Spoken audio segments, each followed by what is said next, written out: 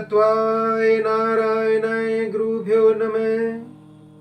जिसका वजूद ना हो वो हस्ती किस काम की, जहां दिल ना लगे वो बस्ती किस काम की।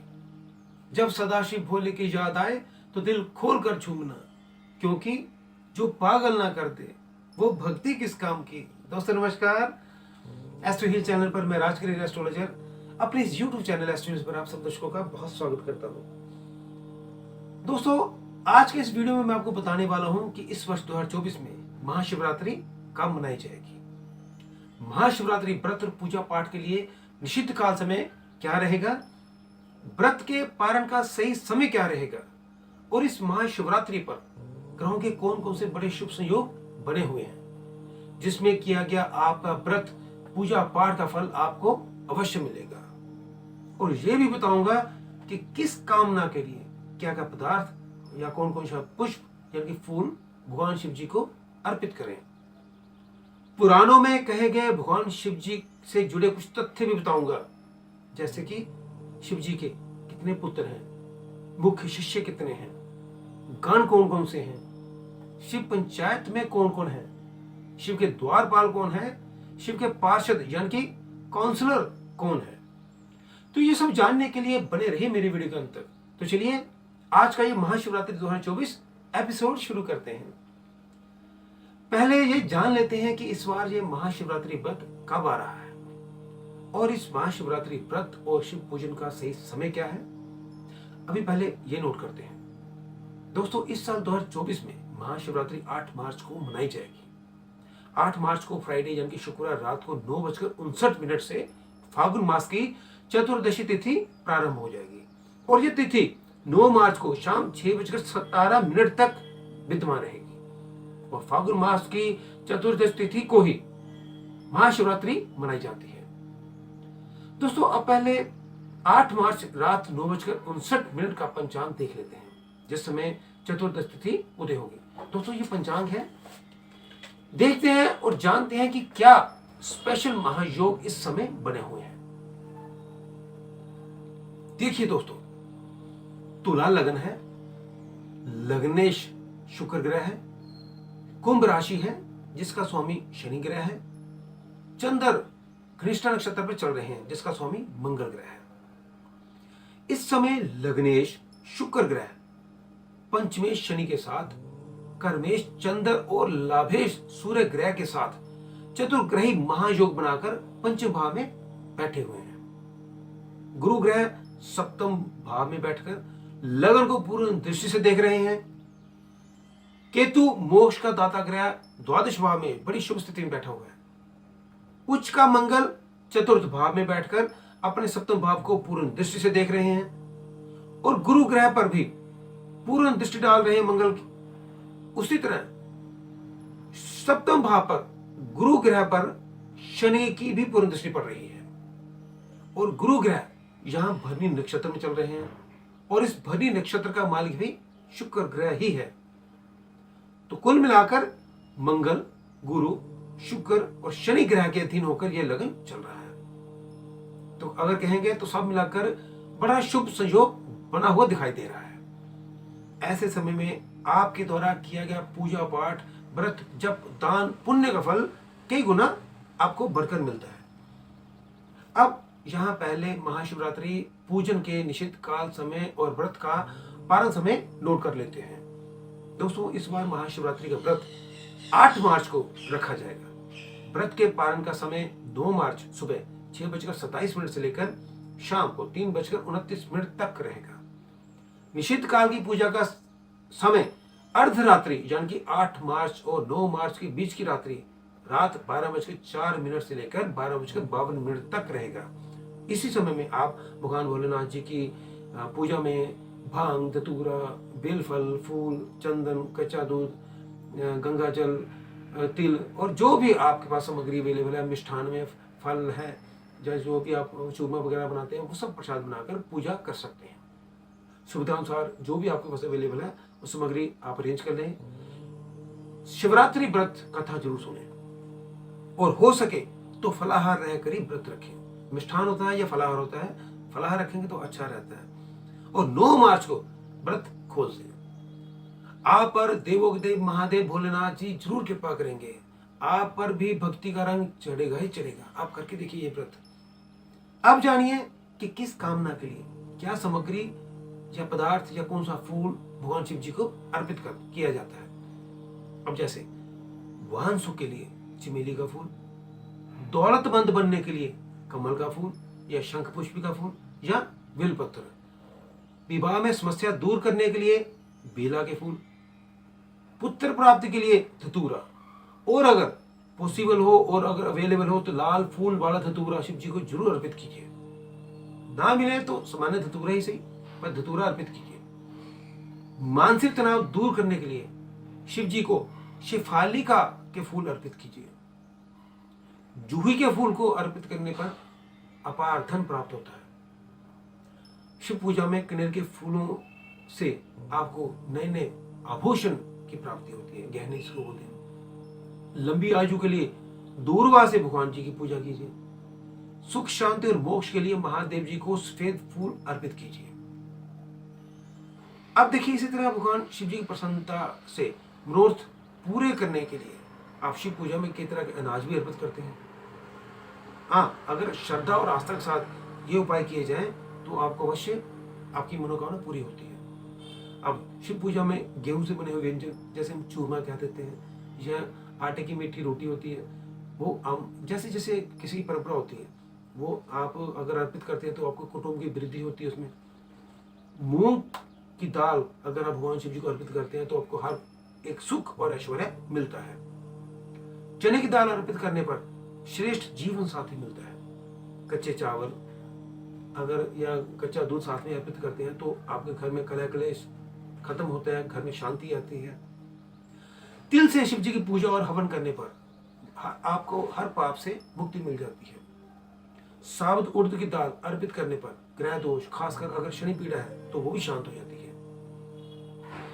अब पुराणों में कहे गए महादेव शिव शंभू जी से जुड़े कुछ तथ्य, वो तथ्य जानिए जो शायद हम में से बहुत कम लोगों को शायद ही पता हो। जैसे आदिनाथ सदाशिव कहते हैं सर्वप्रथम भगवान शिव जी ने ही इस धरती पर जीवन के प्रचार और प्रसार का प्रयास किया, इसलिए उन्हें आदिदेव भी कहते हैं। आदि का अर्थ प्रारंभ। आदिनाथ होने के कारण उनका एक नाम है आदिश। शिव जी के अस्त्र शस्त्र जानिए। शिव जी का धनुष है पिनाक, चक्र भवेंद्रु और सुदर्शन, अस्त्र पशुपति अस्त्र और त्रिशूल शस्त्र है उनका, और इन सभी का उन्होंने निर्माण भी खुद ही किया था। अब शिव जी का नाग जान लेते हैं। शिव जी के गले में जो नाग लिपटा है उसका नाम है वासुकी, और वासुकी के बड़े भाई का नाम है शेषनाग। शिव जी की अर्धांगिनी, शिव की पहली पत्नी सती ने ही अगले जन्म में पार्वती जी के रूप में जन्म लिया और वही उमा उर्मी काली कही गई है। अब शिव जी के पुत्र जानिए। शिव जी के 6 पुत्र हैं, गणेश, कार्तिकेय, सुकेश, जलंधर, अयप्पा और भूमा। अब सभी के जन्म की कथा बड़ी रोचक है। इस विषय पर कभी मौके पर वीडियो बनाकर बता देंगे। अब शिव जी के शिष्य, शिव जी के 7 शिष्य हैं जिन्हें प्रारंभिक सप्तऋषि माना गया है।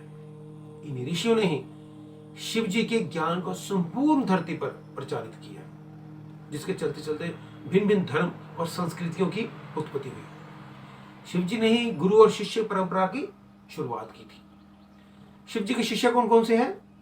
बृहस्पति, शुक्र, विशालाक्ष, सहस्त्राक्ष, महेंद्र, प्राचेतस, मनु, भरद्वाज। इनके अलावा 8वें गौर शीरस मुनि भी थे। अब शिव जी के गण जान लीजिए, जैसे भैरव, वीरभद्र, मणिभद्र, चौंदस, नंदी, श्रृंगी, भृगी, रीटी, शैल, गोकर्ण, घंटाकर्ण, जय और विजय। इसके अलावा पिशाच, दैत्य, नाग नागिन, पशुओं को भी शिव जी के गण माना जाता है। अब जानिए शिव जी की पंचायत के बारे में। भगवान सूर्य, गणपति, देवी, रुद्र और विष्णु, ये शिव पंचायत कहलाते हैं। अब जानिए शिव जी के द्वारपाल नंदी, भृंगी, गणेश, महाकाल, स्कंद, वृषभ और उमा महेश्वर। अब शिव जी के पार्षद यानी कि काउंसलर्स जान लेते हैं। जिस तरह जय और विजय भगवान विष्णु जी के पार्षद हैं, उसी तरह बाण, चंड, नंदी और भृंगी ये 4 शिव जी के काउंसलर हैं यानी पार्षद हैं। अब ये बड़ी रोचक बात बताने जा रहा हूं दोस्तों। सभी धर्मों का केंद्र शिव जी ही रहे हैं। शिव जी की वेशभूषा ऐसी है कि प्रत्येक धर्म के लोग उसमें अपनी कोई ना कोई प्रतीक ढूंढ ही लेते हैं। यहां तक कि मुशरिक, यजीदी, सूफी और इब्राहिमी धर्मों में भी शिव जी के होने की छाप देखी जा सकती है। शिव जी के शिष्यों से एक ऐसी परंपरा की शुरुआत हुई जो आगे चलकर शैव, सिद्ध, नाथ, दिगंबर और सूफी संप्रदाय में बट गए। देवता और असुर दोनों के प्रिय देव हैं ये शिव महादेव। भगवान शिव देवों के साथ साथ असुरों, दानवों, राक्षस, पिशाच, गंधर्व, यक्ष आदि सभी द्वारा पूजे जाते हैं। वे रावण को भी वरदान देते हैं और राम जी को भी। उन्होंने भस्मासुर और शुक्राचार्य आदि को असुरों को भी वरदान दिया था। शिव सभी आदिवासी, वनवासी, जाति, वर्ण, धर्म और समाज के सर्वोच्च देवता हैं। अब शिव जी के चिन्ह जान लेते हैं। वनवासी से लेकर सभी साधारण व्यक्ति जिस चिन्ह की पूजा करते हैं हम उसे शिवलिंग कहते हैं। इसके अलावा रुद्राक्ष, त्रिशूल भी शिव जी के ही चिन्ह है। कुछ लोग डमरू और अर्धचंद्र को भी शिव जी का ही चिन्ह मानते हैं। हालांकि ज्यादातर लोग शिवलिंग अर्थात शिव की ज्योति स्वरूप की पूजा करते हैं। अब जानिए शिव जी के अवतार कौन कौन से रहे हैं। वीरभद्र, पिपलाद, नंदी, भैरव, महेश, अश्वत्थामा, शर्वावतार, गृहपति, दुर्वासा, हनुमान, वृषभ, यतिनाथ, कृष्ण दर्शन, अवधूत, भिक्षुरवर्य, सुरेश्वर, किरात, सुनट, नर्तक, ब्रह्मचारी, यक्ष, वैश्यनाथ, द्विजेश्वर, हंसरूप, द्विज, नतेश्वर ये अवतार हुए अब तक। अब वेदों में रुद्रों के जिक्र के बारे में भी बताया गया है। रुद्र 11 बताए गए हैं। कपाली, पिंगल, भीम, विरूपाक्ष, विलोहित, शास्ता, अजपाद, आपीर बुद्ध, शंभु, चंड और भव। आपने देखा है ना कि शिव जी के परिवार विरोधाभासिक है। जैसे कि शिवपुत्र कार्तिकी का वाहन मयूर है, जबकि शिव जी के गले में वासुकी नाग है और स्वभाव से मोर और नाग आपस में दुश्मन है। उधर गणपति का वाहन मूषक है यानी कि चूहा, जबकि सांप और मूषक में दोनों में दुश्मनी है। सांप मूषक भक्षी जीव है। पार्वती जी का वाहन शेर है लेकिन शिव जी का वाहन नंदी बैल है। इस विरोधाभास या वैचारिक भिन्नता के बावजूद परिवार में एकता है। अब मेरी बात के कहने का तात्पर्य समझिए। कहने का तात्पर्य यह है कि आप अपने परिवार में स्वभाव से सभी से चाहे जितने मर्जी विरुद्ध चले परंतु मिलजुल कर इकट्ठे जरूर रहें। आशा करता हूं कि आपको यह जानकारी अच्छी लगी होगी। अगर सच में आप भी सनातनी होने पर गर्व महसूस करते हैं तो प्रचार के लिए से आप इस वीडियो को ज़्यादा से ज़्यादा शेयर जरूर कीजिएगा ताकि ज़्यादा से ज़्यादा लोग इस इन्फॉर्मेशन से फायदा उठा सकें। और मेरी ऐसी ढेर सारी जानकारी से भरपूर नए नए सब्जेक्ट पर नई नई वीडियोस पाने के लिए मेरे चैनल को सब्सक्राइब कर दें और साथ लगे बेल आइकन को भी दबा दें ताकि उनको मेरी आने वाली हर एक नई वीडियो की नोटिफिकेशन आसानी से मिल सके। और हो सके तो इसे लाइक एंड शेयर जरूर कर दीजिएगा। ओम नमः शिवाय।